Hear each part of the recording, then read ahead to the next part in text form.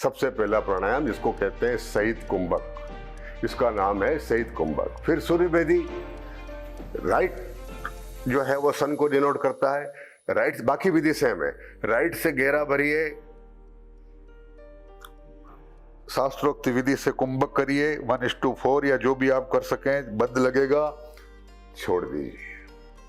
इस तरह से राइट से लेना, लेफ्ट से छोड़ना बार बार। सूर्य से गर्मी मिलती है, इसलिए जिनको भी सर्दी, खांसी, अस्थमा, ब्रोंकाइटिस, सर्दी की बीमारियां हैं, उनके लिए ये बहुत उपयोगी है सूर्य भेदी। फिर उज्जयी। उज्जयी का क्या मतलब है? बहुत सिंपल है, सिर्फ जैसे अपन वो आवाज के साथ करना है। सांस तो नाक से जा रही है, लेकिन गले का प्रयोग करना है, गले को घर्षण करते हुए जाएगी। और इस एक खासियत है इस प्राणायाम की, शास्त्र में स्पष्ट लिखा है कि गच्छतो कार्य मुज्जाया, यानी कि चलते फिरते कोई भी काम करते हुए इस प्राणायाम को किया जा सकता है। ये और किसी प्राणायाम के लिए नहीं लिखा है। तो उज्जयी प्राणायाम आप कुछ भी काम करते हुए, पैदल घूमते हुए कर सकते हैं। करना क्या, बाकी कुंभक सब विधि सेम है। गहरा भरिए,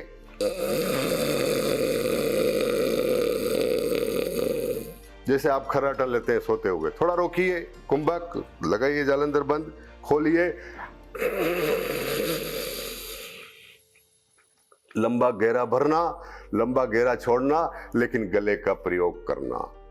अदरवाइज हमने गले का प्रयोग नहीं किया था, लेकिन यहां पर हम उज्जयी में क्या करेंगे, होल्ड। अब आता है भस्त्रिका। भस्त्रिका लोहे की भट्टी की तरह करना है, और उसमें सबसे बड़ी खासियत, जितना भरेंगे उतना छोड़ेंगे। भरने छोड़ने का वेग, स्पीड और संख्या, मात्रा सेम रहेगी, पिस्टन की तरह।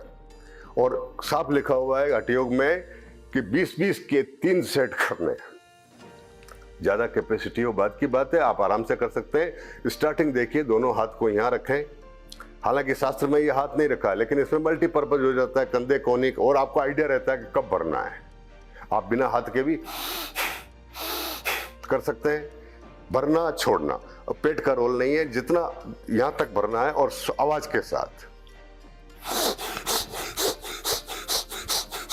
इस तरह से 20 बार किया, और अंतिम बार रोक लीजिए, कुंभक होल्ड करें, जालंधर बंद लगा हुआ है, और धीरे से उसको छोड़ दीजिए। ये भस्त्रिका प्राणायाम है, संख्या स्पीड आपकी क्षमता के अनुसार, ठीक है। इससे भी गर्मी पैदा होती है, खूब आराम से कीजिए भस्त्रिका प्राणायाम, सर्दी के मौसम में खूब कीजिए, और 20-20 के 3 सेट।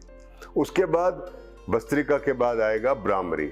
अब धीरे धीरे हम एक्टिव से वही सक्रियता से निष्क्रियता की तरफ जा रहे हैं, धीरे धीरे हम आगे बढ़ रहे हैं। ब्राह्मरी प्राणायाम। ब्राह्मरी प्राणायाम का क्या मतलब है कि इंडियन बीबी जो भमरे की आवाज होती है, ऐसी गुनगुनाहट निकलनी चाहिए स्वाभाविक रूप से। और ब्राह्मरी प्राणायाम में कहीं भी ये नहीं लिखा है कि कौन सी उंगली से आंख और कान बंद करना है। बहुत स्पष्ट लिखा हुआ है कि गहरा सांस भरें और सांस छोड़ें, और भरते और छोड़ते समय, बल्कि क्लियर लिखा है कि भरते समय तो मेल भी, नर भ्रमर जो होता है उसकी साउंड आए, और छोड़ते समय फीमेल भी मादा भंवर की आवाज आए, वही थोड़ी सुरीली, मादा थोड़ी सुरीली होती है, वो आवाज आए।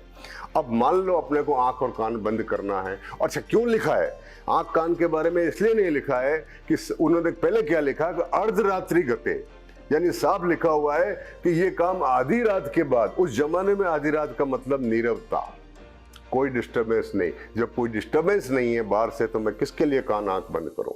लेकिन आज अगर हम प्रैक्टिकल, हम किसी ऐसी जगह अभ्यास कर रहे हैं जहां की बाहर से कोई साउंड आ रही है, तो बंद कर लीजिए। आप चाहे जिसका प्रयोग करें। अगर आपको मुद्रा का प्रयोग करना है तो शास्त्रोक्त मुद्रा ढूंढिए। 25 मुद्राएं हैं, उनमें एक क्षणमुखी मुद्रा है या योनि मुद्रा है। वो ये कहती है कि अंगूठे से कान बंद करो, पहली उंगली आंख पर, माथे पर कहीं भी नहीं है। पहली उंगली आंख पर, दूसरी नाक के पास, जिसका काम होगा इसको बंद करना और खोलना, और दोनों उंगलियां ऊपर, एक ऊपर के होंठ पर, एक नीचे के होंठ पर। आप करके देखते हैं। और गहरा सांस भरिए,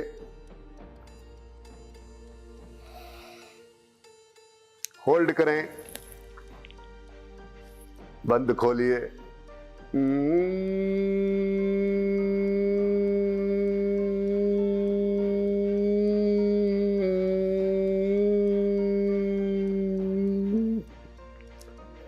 जितने चक्र चाहे करें। मानसिक तनाव के लिए ये बहुत ही महत्वपूर्ण, हर प्रकार की मानसिक बीमारी के लिए भ्रामरी प्राणायाम, और उसके बाद मूर्छा और केवली। उसमें कुछ भी नहीं करना है, आती जाती सांस पर और ओम पर या सोहम पर ध्यान केंद्रित करना है। उद्गीत प्राणायाम भी इसको कहते हैं। आप चाहो तो वाचिक जाप कर सकते हो आवाज के साथ, चाहो तो मानसिक जाप। गहरा भरिए, भरते समय मन में सो हम या ओम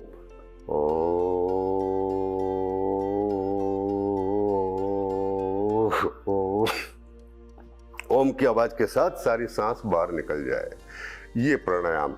अब आप समझिए इसको कि इसमें और क्या मिला सकते हैं। अगर आप विकास के लिए, सरल करने के लिए, जन जन तक पहुंचाने के लिए कुछ मिलाना चाहते हैं तो वही मिलाइए जो योग सम्मत है। जैसे खीर बनाते हैं तो दूध, चावल और शक्कर मिनिमम है। अब उसमें आप चाहो तो बादाम मिलाइए, काजू मिलाइए, दाख मिलाइए, केसर मिलाइए, लेकिन उसमें नींबू तो नहीं डाल सकते, इमली तो नहीं डाल सकते। तो सिमिलरली हमारे को जो शास्त्र से गाइड मिली है उसमें हम और क्या डाल सकते हैं वो देखिए कि यदि आप इस प्राणायाम में कुछ और मुद्रा डाल दीजिए। जैसे अगर आप यहाँ देखते हैं तो शांभवी मुद्रा, हर प्राणायाम में यहाँ देखें शांभवी मुद्रा, खेचरी मुद्रा, जीभ ऊपर करके फिर प्राणायाम कर लीजिए, खेचरी मुद्रा डाल दी। आप मंत्र का प्रयोग करें, एक गायत्री मंत्र के साथ भरा, एक के साथ रोका, एक के साथ छोड़ दिया। अभ्यास होने के बाद एक के साथ भरा, दो के साथ भरा, दो के साथ छोड़ दिया। तो अलग से आपको आपका पूजा पाठ करने की जरूरत नहीं रहेगी। आपके पसंद का कोई भी मंत्र ले लीजिए, ओम नमः शिवाय, श्री कृष्ण शरणम। इवन आप हनुमान चालीसा करना चाहते हैं, मन में शुरू करिए, श्री गुरु चरण सरोज, तो आपका सारा, और उससे क्या होगा कि आपका ध्यान भी केंद्रित रहेगा, दूसरी तरफ आपका ध्यान नहीं जाएगा। फिर वापस रिपीट कर रहा हूं, कोई सा भी आसन हो, मूल बात ध्यान रखें कि कमर गर्दन सीधी होनी चाहिए। आप पद्मासन पे नहीं बैठ सकते, आधा लगा लीजिए, पालथी मार के बैठ जाइए, लेकिन जिस भी आसन में बैठे कमर गर्दन सीधी, और उसके बाद आप जो भी योगिक क्रिया करना चाहें करें। विशेष आसनों का अभ्यास केवल उनको करना है जिन्होंने खान पान और इसका ध्यान नहीं रख के अपने शरीर को ओबेस कर लिया, ओवरवेट कर लिया। उनके लिए अलग से डायनेमिक आसन का अभ्यास किया जा सकता है। लेकिन अगर आप योग के सभी नियमों का पालन करते हैं तो इन आसनों की जरूरत नहीं पड़ेगी। इसीलिए शायद भगवत गीता में और पतंजलि के योग दर्शन में आसन क्योंकि उनका वर्णन नहीं है, क्योंकि वो मिताहार की बात करते हैं, अल्पाहार की बात करते हैं। जब आप आहार पर नियंत्रण रखेंगे तो किसी प्रकार का अनावश्यक कचरा या टॉक्सिन्स या मल जिसको कहते हैं वो शरीर में इकट्ठा नहीं होंगे। तो योग की जो यात्रा है और ये अध्यात्म का मार्ग है, इसमें किसी भी तरह की हानि की कोई संभावना नहीं है। शुरू करिए, करत करत अभ्यास के जड़मती होत सुजान वाली स्थिति है। Do and experience is the best way of learning. लेकिन आधार शास्त्र है, आगम प्रमाण जिसको कहते हैं। तो हम अपने शास्त्र को एक तरफ रखकर कोई अभ्यास नहीं कर सकते। पहले उनका अध्ययन करें और उसके ऊपर अपना विवेक, क्योंकि शास्त्रों में एक एक किताब आप तक पहुंचते पहुंचते कुछ मिलावट हो सकती है, प्रिंटिंग में किसी कारण से, कोई भी कारण हो। लेकिन अपना विवेक जो है वो हमेशा आपके साथ रहेगा। अगर कोई शास्त्रोक्त बात आपको ऐसा लगता है कि ये प्रैक्टिकली संभव नहीं है, ठीक है, आप उसको रिमूव करिए, लेकिन बेस शास्त्र को रखिए। और अगर आप ओरिजिनल शास्त्र को पकड़ेंगे, उनको देखेंगे, उनको पढ़ेंगे, तो मुझे नहीं लगता कि कोई चीज़ रिमूव करने की आवश्यकता पड़ेगी। गीता की किसी भी प्रति में देख लीजिए आप, और हर धार्मिक जो ग्रंथ हैं, सत्यार्थ प्रकाश देख लीजिए महर्षि दयानंद सरस्वती का, और भगवद गीता देख लीजिए, पतंजलि योग दर्शन देख लीजिए, योग का पूरा वर्णन है। और उन्हीं के हिसाब से हमें अभ्यास करना चाहिए। और योग का जो लाभ है वो शारीरिक स्तर तक सीमित नहीं रखें, क्योंकि उसके लिए ऑलरेडी फिजियोथेरेपी है, खेलकूद के योग प्रशिक्षक हैं, व्यायामशालाएं खुली हुई हैं, जिम्स खुले हुए हैं।